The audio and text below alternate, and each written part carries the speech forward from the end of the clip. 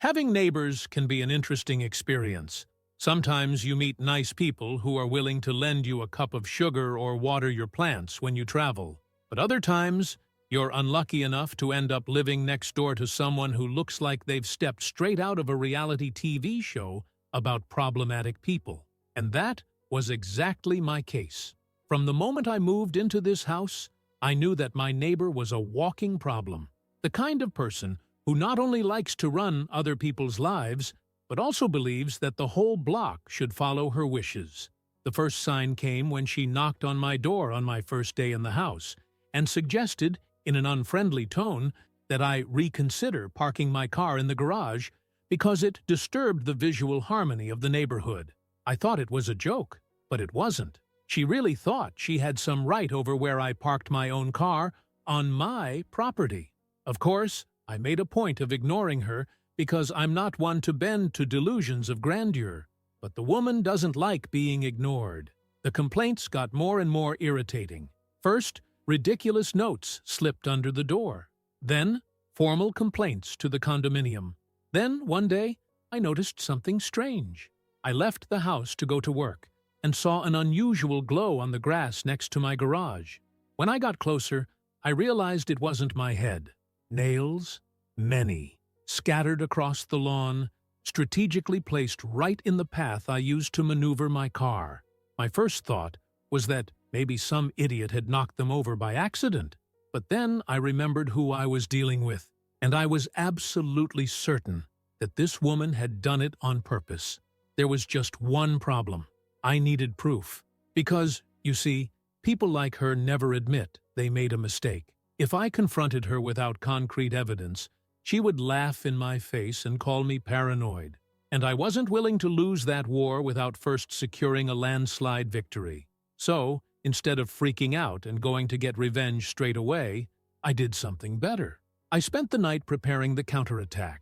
I discreetly installed a security camera facing the lawn and the driveway. I positioned it in such a way that it wouldn't attract attention, but it would catch everything. Now, all I had to do was wait. And I couldn't wait to see this woman hang herself with her own stupidity. The hardest thing about dealing with clueless people is resisting the urge to stoop to the same level and get into an immediate fight.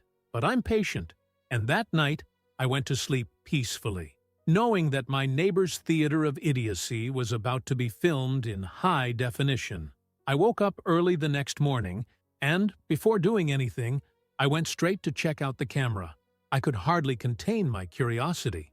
I already knew the kind of person she was, so deep down, I knew I'd find exactly what I wanted. And of course, I wasn't disappointed. There she was, in all her fifth-rate villain glory, leaving the house in the middle of the night. A hideous sweater, noisy slippers, and a small bag in her hand, as if she was just taking an innocent stroll through the garden. Only, instead of enjoying the moonlight, the woman was driving nails into my lawn with the dexterity of someone who has been doing this sort of thing for years. The funniest part? She was doing it with all the calm in the world, no sign of haste or concern. She would bend down, scatter a handful, check the position, and carry on, as if she were sowing flowers in her own garden. I tried to imagine what was going on in her head. Maybe she thought the nails had some kind of magic power that would suddenly make my car slide on them and puncture all 4 tires at the same time. Or maybe she expected me to simply ignore the metallic objects glinting in the grass and speed straight towards tragedy. Whatever her reasoning, I could only think of one thing. What a pathetic human being. After watching the entire recording, I allowed myself to laugh. It was ridiculous. She had lost all sleep just to come to my yard and sabotage my car, as if she were the villain in a cartoon. And all this for what? Because she couldn't stand the fact that I parked in my own garage. What could I do with this information? I could call the police, of course. The recording was enough to give her a real headache. But that would be very simple, very quick. No, I wanted her to feel the consequences of her own stupidity before anything else. So I did something unexpected. I did nothing. I didn't clean the nails. I didn't change the position of the car. I didn't give any hint that I had discovered her little play. I just carried on as normal, as if nothing had happened.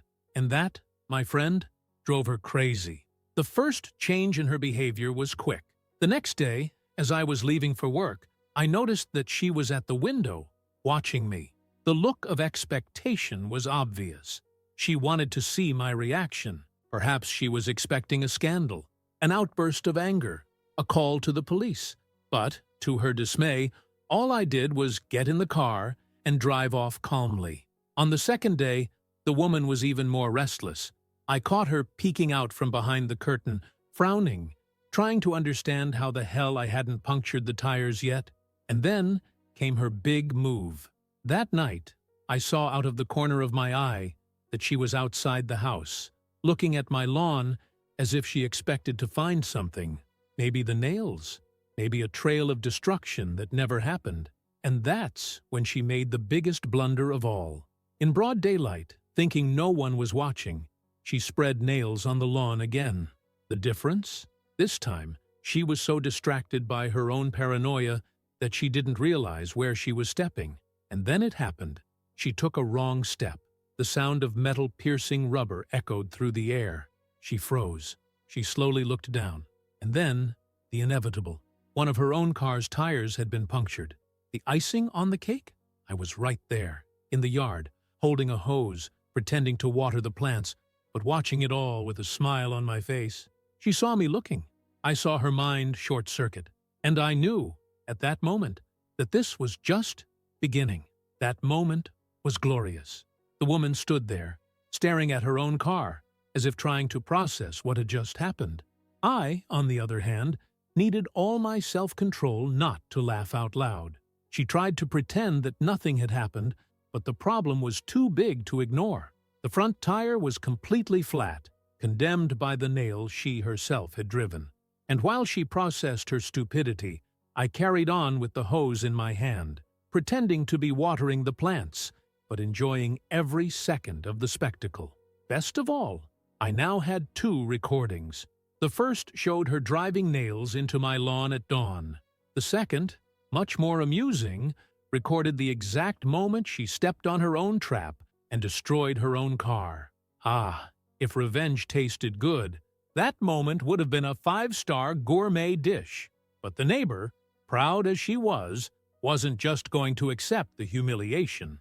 After a few seconds of uncomfortable silence, she bent down, examined the tire, and, instead of admitting that she had screwed up, decided to try to blame someone else. Because, of course, it was impossible for her to accept that her own stupidity had caused it. "This is absurd," I heard her mutter to herself. "Someone threw nails in here." I wanted to laugh. Someone threw nails in there? Oh, yes, indeed. Only that someone was herself. But I kept to myself. I carried on watering the garden as if I hadn't just witnessed the most wonderful scene of my week. Her problem only got worse. As it was late afternoon, there were no more tire repair shops in town. The only solution was to change the tire right there. And it was at that moment that I realized something even funnier. She had no idea how to change a tire. The neighbor looked at the car, the garage, the surroundings, clearly hoping that a mechanical angel would fall from the sky and solve the situation for her.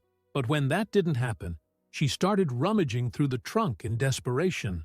And, for the first time since moving to this street, she had to face the harsh reality. There was no one to save her skin this time. After a few minutes of sheer frustration, she realized that her only option was to call for help. Well, I was still there, pretending to look after the plants, enjoying every second of the scene. Then she took a deep breath and did the worst thing she could do at the moment. She came over to me. "Have you seen anyone strange around here?" she asked, crossing her arms. I feigned confusion. "What do you mean?" "Someone threw nails into my garage," she exploded, as if denouncing a war crime. Now, let's analyze the irony of that sentence. This was the same woman who had spent the last few nights driving nails into my lawn, trying to sabotage my car. But now that things had turned against her, the situation was a scandal of biblical proportions. "Ah," Hypocrisy. Nails in your garage? I repeated, trying not to laugh. What a strange thing. She snorted, clearly expecting me to show some solidarity. If I were you, I'd take a look at the neighborhood security cameras, I suggested casually. She paled, because, at that moment, she realized that cameras really did exist, and I already had exactly what I needed. Without saying another word, she mumbled something inaudible and went back to the car, trying unsuccessfully to pretend that she had the situation under control. Now all that remained was to deliver the final blow. I just had to choose the right moment to show the recording, and when that moment came, it was even better than I had imagined. I could have ended the story right then and there. I could have shown her the video right then and there, rubbed the truth in her face, and watched her expression of despair in real time. But that would have been too quick, too easy. And honestly, after everything this woman had done, I wanted something bigger. So I let her drown in her own paranoia for a little while longer. Over the next few days, Karen walked around the neighborhood with a very unfriendly look on her face. I knew she was mulling it over in her head, trying to find a way out of her own mistake. If you doubted it, she was already creating an absurd theory in which I was somehow to blame for her misfortune. And, of course, I made a point of having a bit of fun with the situation. Every time I met her, I gave her a sympathetic smile and asked, "Did you manage to find out who the vandal was who threw the nails?" She just huffed and walked away, frustration evident on her face. But deep down, I knew that wasn't enough. I wanted her to be exposed. I wanted the whole neighborhood to know that the perfect and exemplary woman who kept meddling in other people's lives was, in fact, a ridiculous trickster who ambushed people with nails in the middle of the night. And that's when I had a great idea. The neighborhood had a Facebook group where all the residents discussed important issues such as safety, community parties, and, of course, the occasional gossip. Then, one fine day, I posted a notice in the group. "Guys, over the last few days, I've found nails scattered around my garage and lawn. I installed security cameras and luckily managed to catch whoever was doing it. For everyone's safety, I'm sharing the images so you can keep an eye out." And below, I've posted the 2 videos. The first showed her throwing the nails onto my lawn at dawn. The second was the icing on the cake. It showed her returning to reinforce the sabotage, and in the process, puncturing her own tire with one of the nails she had thrown. The repercussions were immediate. In less than 10 minutes, the post already had dozens of comments. People were outraged, laughing, shocked at her audacity. "Wait, is that our neighbor? My God, what a shame!" She did that, and then went and complained that someone had driven nails into her house? I'm crying with laughter. The neighborhood was on fire. People who didn't even talk to me commented on the post, asking if I was going to report it. Other residents began to recall suspicious moments involving this woman. Someone even mentioned that she had found nails near her garage weeks before, but thought it was a coincidence. And the best part? Karen saw it all happen in real time. At first, she tried to ignore it, but as the comments grew, she realized that her reputation was being publicly destroyed. Then, out of the blue, she sent me a private message. "Karen, delete this post now. That's defamation." Me. Defamation is spreading lies. But the videos show exactly what happened, don't they? She didn't reply. But I knew she was freaking out.